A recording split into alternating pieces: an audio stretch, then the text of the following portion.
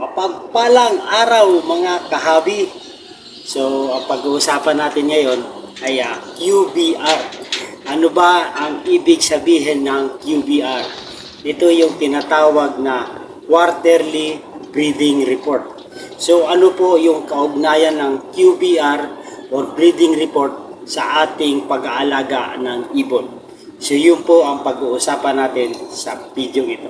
Okay po mga kahabi, at kung bagong viewers ka sa channel na ito, ay humingi ako ng favor, please subscribe my YouTube channel, Olen Aviary at iba pa. Tara, pag-usapan po natin kung ano po ang kahalagahan ng QBR or Quarterly Breeding Report. Let's go, let's go! Okay po mga kahabi, QBR. Ang QBR po ay nire-require na mag-submit ng quarterly breeding report kung tayo po ay CWR holder. Okay po? Katulad po nito, ako po ay CWR holder na, ay kailangan po natin na mag-report quarterly. Kaya po tinatawag na quarterly breeding report or yung monitoring upang ma-monitor ng DNR ang ating mga inaalagaang mga ibon na registered sa ating CWR o yung Certificate Wildlife of Registration. At ang QBR po, ito, QBR ay may nakasulat na Quarterly Breeding Report. Meron namang ibang QBR na Inventory Monitoring Report. Diba? So, depende po ito sa ating nasasakupan na PENRO or Sentro or sa National Capital Region o NCR, Department of Environment and Natural Resources. So, may kanya-kanya po sila mga format. Okay, ito po. Ito galing sa DNR, NCR. Ito naman po ay galing sa Senro, Ginubatan. So, ayan, Certificate of Wildlife Registration and Inventory Monitoring Report.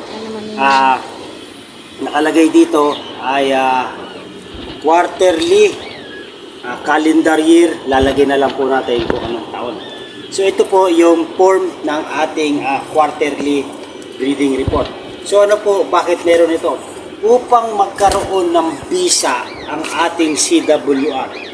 Okay po? Upang manatili na valid ang ating CWR.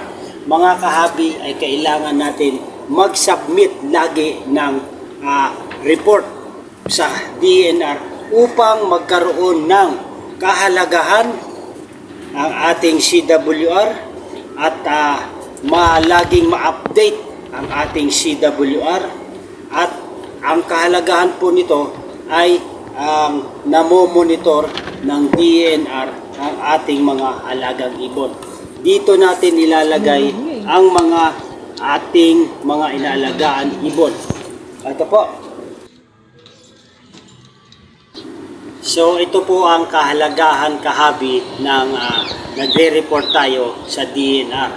Okay po. So ngayon po ay nasasakop na tayo ng third quarter.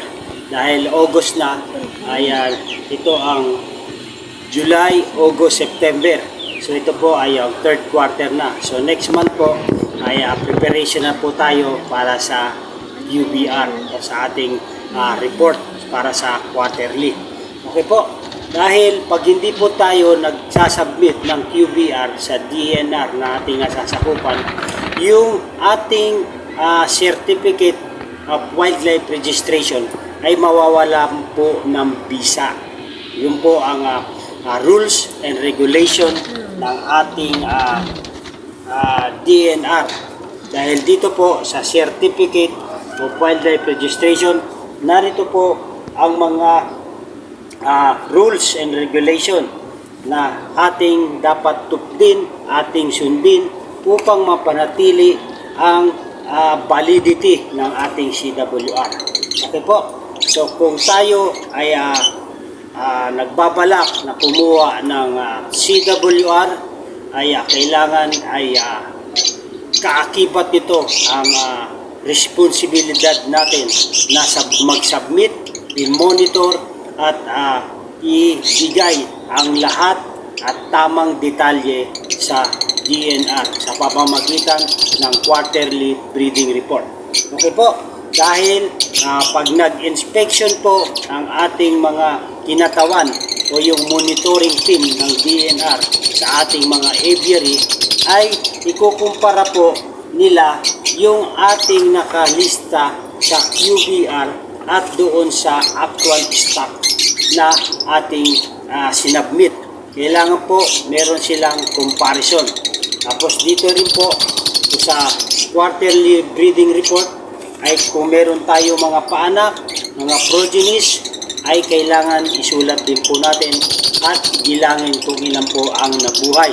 Kung meron din naman pong mortalities, ilagay din po natin kung meron pong mga mortalities.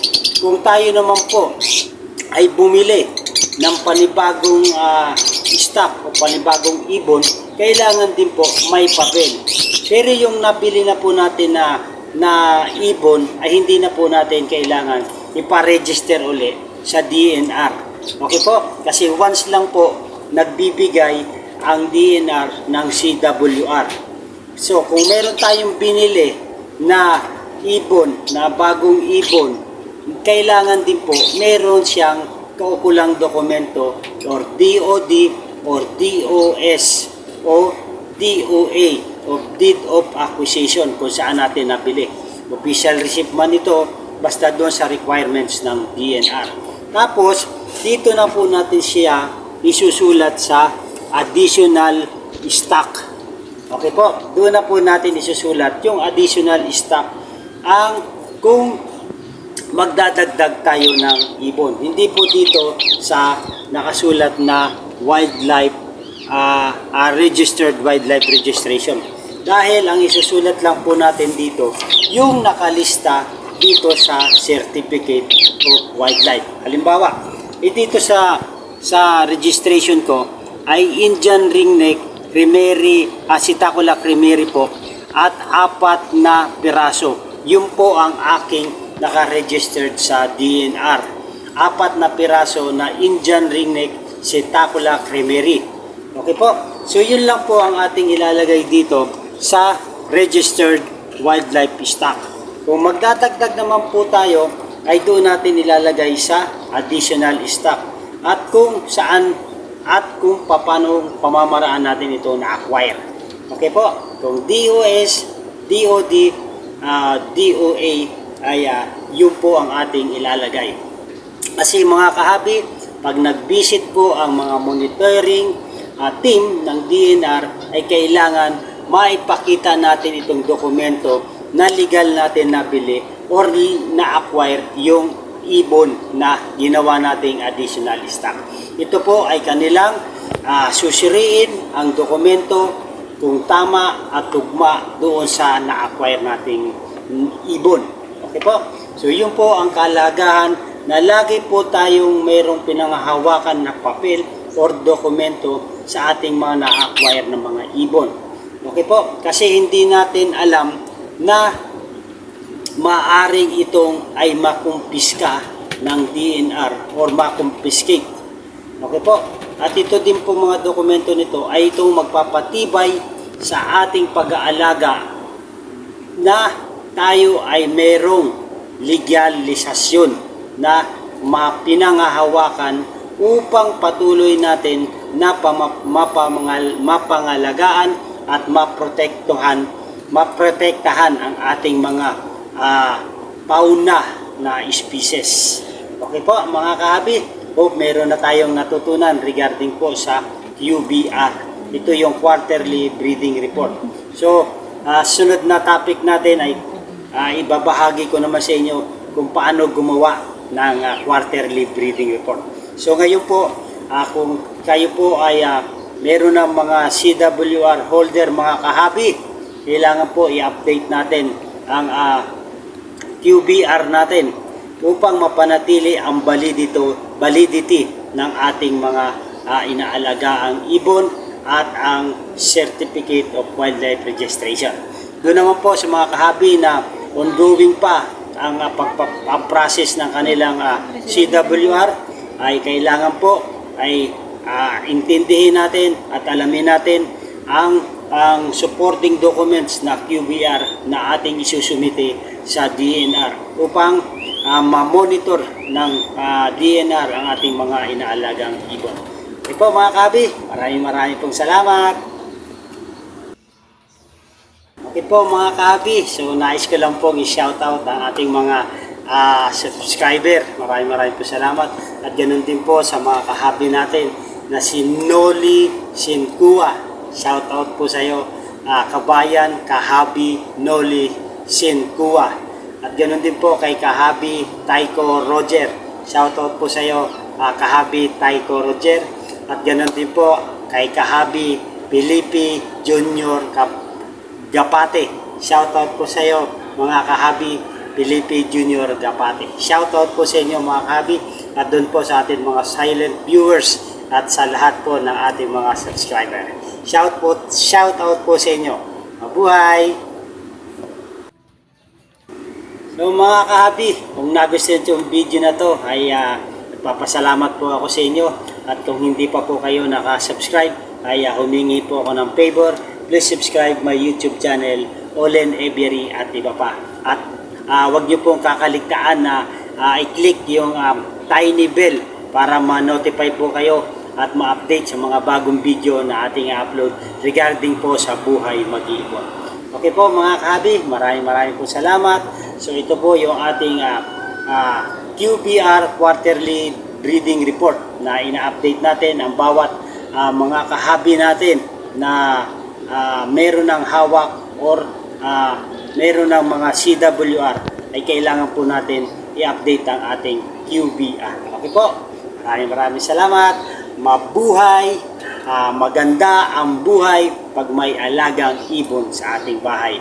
Lalong-lalo na po kung ito ay meron tayong CWR at gumagawa tayo ng mga rules and regulation ng DNR at nagsusumiti tayo ng Quarterly Breeding Report o QBR.